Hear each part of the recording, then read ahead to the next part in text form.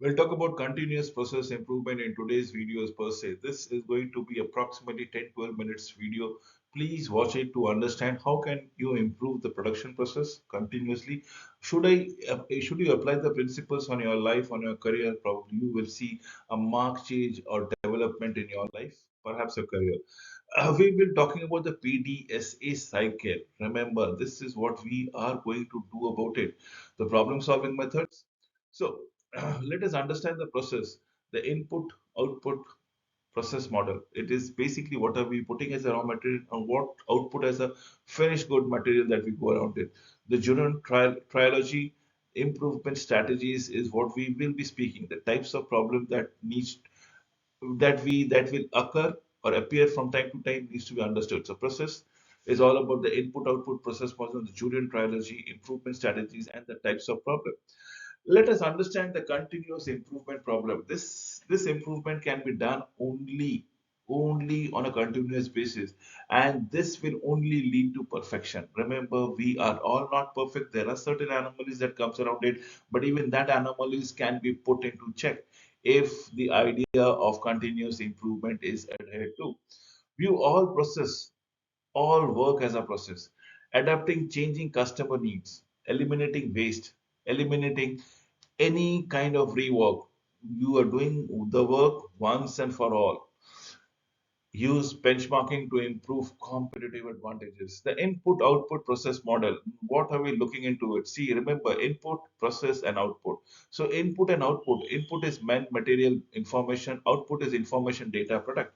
What is the process? The people are doing it, equipment is doing it, methods are doing it, materials are doing it. We put in the conditions, the equipment, and then there is an outcome. For every input there is an output. For every output there's a reward back of satisfaction level feedback that needs to be taken forward to. As far as Durand trilogy is concerned, it is only of three things: planning, controlling, and improvement. PCIs, if I may say so. You plan for it, you work upon it, and keep it within control, and then improvise as the passage goes around it. Here is what the lessons to be learned as far as Durand trilogy is all about it. We talk about quality planning.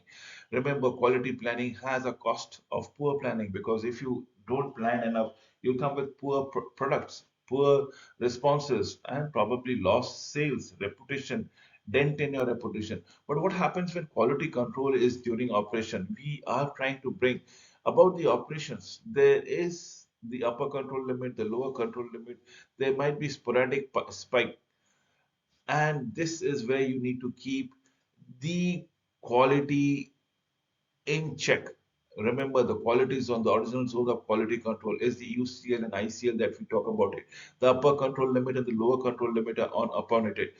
But based upon the quality control, probably it might be the issues with the raw material, it might be the taste of the customer, it might be the price of the things. You might change the parameters altogether and come back to a new zone of quality control. So it gets referred, it gets changed with the changing dynamics of the environment, and that is what Turing trilogy is all about it. So this is my new zone of quality control, which becomes uh, my quality planning issues from the point zero.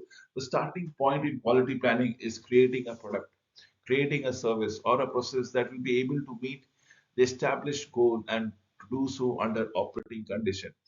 Chronic waste, which is a cost of poor quality that can exist in any process, may exist due to various factors, including deficiencies in the original planning.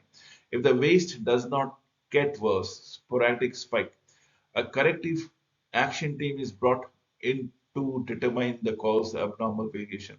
Once the causes has been determined and corrective action has been taken, the process again fails into the zone to define the quality control zone. This is what we are trying to do it in as per the previous example. So if the waste does not get worse, sporadic spike, a corrective action is brought to determine the cause of abnormal variation. Once the causes has been determined and the corrective action has been taken, the process again falls into a zone defined by a control quality limits. Remember, maintaining control will not guarantee your business success. You must consistently challenge your process, continuously try to improve them. The trilogy figures shows that in due courses, the chronic waste falls to a much lower level to adhere to a new zone of quality control. Such a reduction does not happen on its own. It results from a purposeful quality improvement or a breakthrough that happens around it. Allow me to quote the improvement strategies. We are talking about 4 R's: repair, refine, renovate, and reinvent.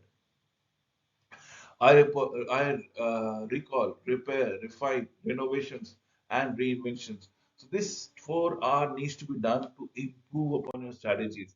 Now, what are the types of problem? Compliance. This occurs when the structured system have standard inputs. Output performance is unacceptable from the user's point of view.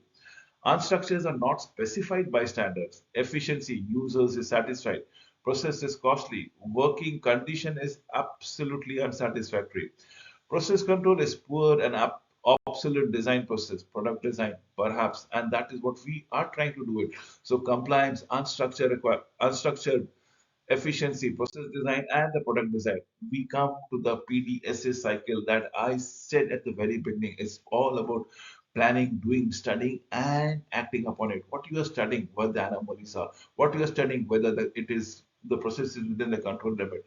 So you plan your activities, you do your activities, you study is your control, and you act if there are any anomalies. The problem solving methods is all about phase one, identifying the opportunity. Phase two is to analyze what you are doing as of today, as of now, current phase. Then phase three comes, develop the optimal solution, take the corrective actions thereby. Phase four is all about implementing change. Phase five, study the result. What you strived at the beginning and what have you achieved at the end. Thereby, if the results are satisfactory, standardize the solution thereby. Then probably again you plan for future. So identify the opportunity, analyze the current phase, develop optimal solution, implement changes, study the results, standardize solutions, plan for future as the case might be.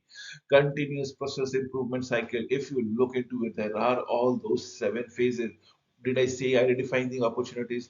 Did I say and plan, analyze the process of this are and the developing the optimal solution? What are these? These are part of your planning position, right? Then comes the phases of implementation is to be done. Then comes the phases of studying the result. Obviously, what have you done? Is it up as per your planning? Then standardize the solutions and plan for future is to act upon it, which is what we are looking for it. Study results, let's say what is inspected, its process, type of data, variable, timing, on time, device by whom is by device, type of record electronically, process improvement is of what we are looking into it, by whom automate equipment. Similarly for product sample, similarly for 100% of the product, we after a lot been completed, inspected by whom, electronically, type of record, sample of records are discarded, process improvement by the inspector, and you need to go on and improve again and again. We are talking about logic. See what is happening into it. We start with inputs. Inputs are nothing but financial, human resources, material resources, and it goes on and on and on. Then probably we can fragment it into activities. Tasks transforming inputs to output is again an ongoing process. Once the output has come across, is we are talking about product been delivered, services been delivered. This is a short-term goal of bringing in revenues, monies, profit. What about outcomes, intermediate effect on the client, medium term? Are you able to build loyalty? If that's so, there's an impact. There's a widespread improvement in the society and a long-term installation and probability of your success for the organization. That is what result logic is all about it. From inputs, a small raw materials, but manpower, machine, which might result into long-term sustenance of the organization. So input which leads to activities, which leads to output. Remember, from ongoing, from day-to-day operation to a short term, from a month to a quarter to a yearly operations, and a medium term from annually to 3 years in a time, and for a long term from 3 years to 10 years, 20 years, and so on and so forth. So this is what we are trying to give it to it. Absolutely. Allow me to give the outcome statements derived from the identifiable problem. For each problem that we formulate an outcomes, we need to do it. Where do we get this? problem.